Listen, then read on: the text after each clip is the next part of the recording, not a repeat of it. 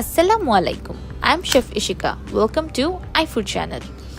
আমি আজকে আপনাদের সাথে পারফেক্ট সল্টিন ক্র্যাকার্সের রেসিপি শেয়ার করব। কোনো রকম চিনি আর ডিম ছাড়া গ্রিন অনিয়ন্স দিয়ে perfect crackers, super crispy and delicious, একদম নতুন ধরনের একটি বিস্কিটের রেসিপি।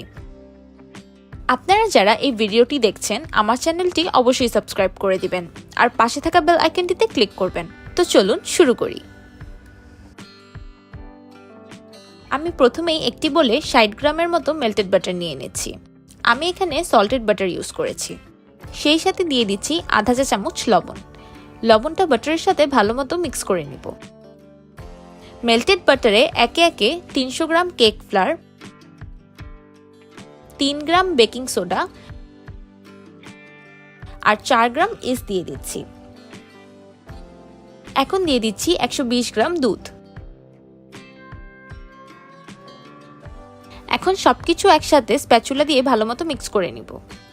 আপনাদের কাছে কেক ফ্লাওয়ারটা অ্যাভেলেবেল না থাকলে আপনারা অল পারপাস ফ্লাওয়ারও ইউজ করতে পারবেন। আর আমি এই গ্রামের মাপগুলোকে টিস্পুন অ্যান্ড কাপের মাপে কনভার্ট করে ডেসক্রিপশন বক্সে লিখে দিব। এখন হাত দিয়ে ভালো করে মধ্যে একটি ডো বানিয়ে নিব। ডোটা এই পর্যায়ে অনেক হার্ড থাকবে, কিন্তু আপনারা এত হার্ড দেখে পানি বা দুধ অ্যাড করতে যাবেন না, কারণ গ্রিন অনিয়ন্স অ্যাড করার পর সেটা থেকে পানি ছাড়বে আর তখন ডোটা নরম হয়ে যাবে।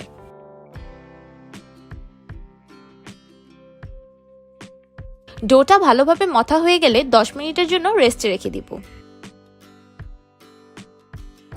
আমি এখানে 70 গ্রাম স্প্রিং অনিয়ন নিয়েছি। সেগুলোকে কুচি কুচি করে কেটে নিব।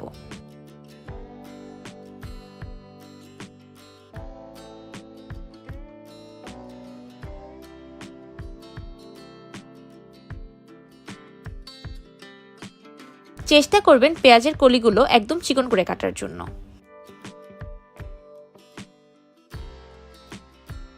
আমি আমার চ্যানেলে ক্যাশিউ কুকিজের রেসিপিও শেয়ার করেছি, সেটার লিংক আমি আই বাটনে দিয়ে দিচ্ছি, আপনারা অবশ্যই একবার দেখে নেবেন।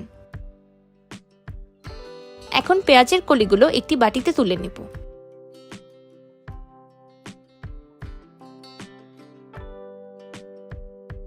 ডোটা এতক্ষণে 10 মিনিটের মতো রেস্ট হয়ে গিয়েছে।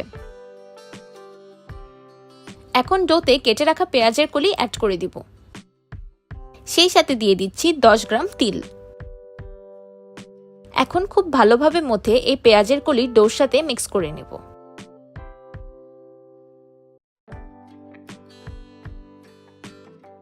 দেখুন ডোটা এখন কতটা নরম হয়ে গিয়েছে।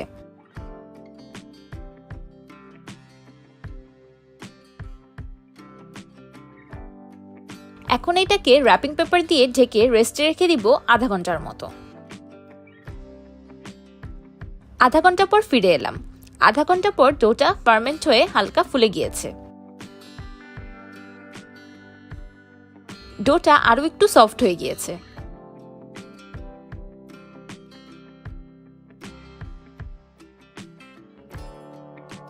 এখন একটা ফয়েল পেপার বা বেকিং পেপারের উপর ডোটাকে নিয়ে নিব আর ডোটাকে কেটে অর্ধেক করে নিব।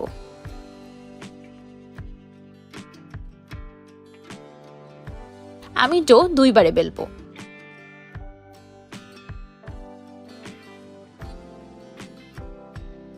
ডোটাকে সামান্য গোল করে নিচ্ছি।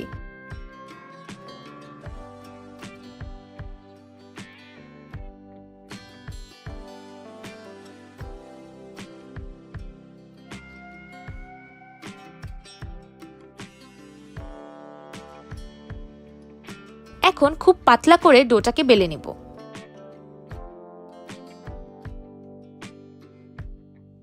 এই কাজটা খুব যত্ন সহকারে করতে হবে যেন চারপাশ সমান পাতলা হয়।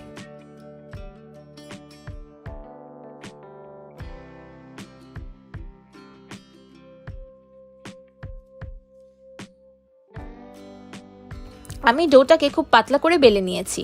এখন চারদিক একটা কুকি কাটার দিয়ে কেটে নিব। আপনারা চেষ্টা করবেন ফয়েল পেপার বা বেকিং পেপারের উপরেই ডোটা বেলার, না হলে ডোটা লেগে যেতে পারে।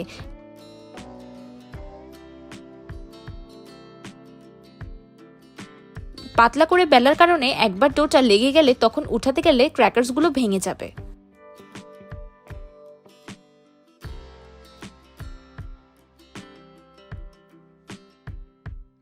চারদিক সমানভাবে এরকম কেটে নেব। এখন স্কেল দিয়ে সমান করে ক্র্যাকার্সের শেপ দিয়ে কেটে নেব। যারা মিষ্টি বিস্কিট পছন্দ করেন না তাদের কিন্তু এই সল্টিন ক্র্যাকার্সটা খুব পছন্দ হবে। আর যাদের ডায়াবেটিক্স আছে, সেই জন্য মিষ্টি বিস্কিটস খেতে পারেন না, তাদের জন্য তো এটি একটি অসাধারণ খাবার হবে। বাহির থেকে বেশি দাম দিয়ে প্যাকেটের বিস্কিট না কিনে কিন্তু বাসায় বানিয়ে নেওয়া যায় খুব হেলদিভাবে আর অল্প উপকরণে এই মজার ক্র্যাকার্সগুলো। আমি রীতিমতোই চেষ্টা করি আপনাদের সাথে নতুন রেসিপি শেয়ার করার। কাটা হয়ে গিয়েছে, দেখুন ক্র্যাকার্সগুলো কতটা পাতলা হয়েছে। এইরকম আস্তে আস্তে সবগুলো ক্র্যাকার্স তুলে একটি বেকিং ট্রেতে নিয়ে নেব।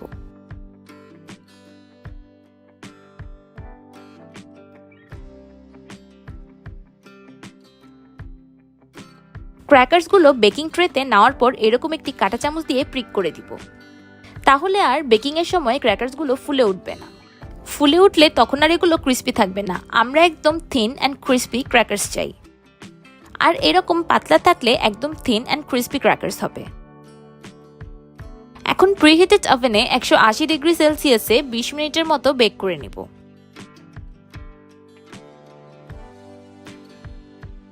আমার ক্র্যাকার্সগুলো একদম পারফেক্টলি বেক হয়ে গিয়েছে।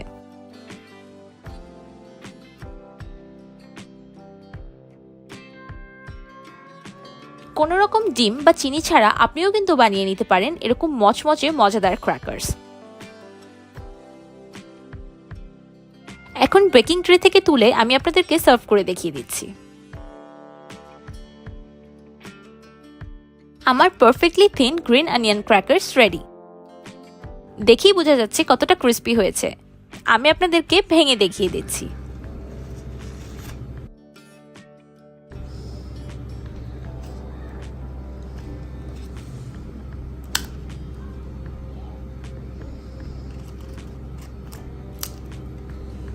দেখুন কতটা ক্রিস্পি হয়েছে।